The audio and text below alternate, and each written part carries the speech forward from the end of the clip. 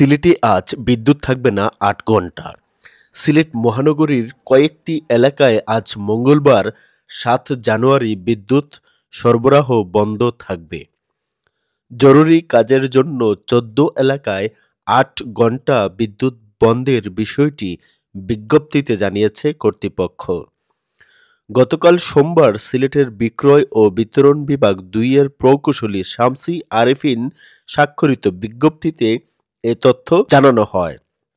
বিজ্ঞপ্তিতে জানানো হয়েছে, আজ মঙ্গলবার সকাল ৮টা থেকে বিকাল ৪টা পর্যন্ত ৮ ঘণ্টা ১১ কেবি বালুচর ফিডারের আওতাধীন মহানগরের বালুচর, শান্তিবাগ আবাসিক এলাকা, সোনার বাংলা আবাসিক এলাকা, আলুরতল কৃষি ভার্সিটি, গোপালটিলা, নতুন বাজার, উত্তর বালুচর, আল ইসলাহ, আরামবাগ, বালুচর, ছড়ারপাড়, দলদলি চা বাগান, ফোকাস টিলাগড় এবং আশেপাশের এলাকাসমূহে বিদ্যুৎ সরবরাহ বন্ধ থাকবে। সাময়িক বিদ্যুৎ সরবরাহ বন্ধ থাকার জন্য বিজ্ঞপ্তিতে দুঃখ প্রকাশ করেছে বিদ্যুৎ বিভাগ।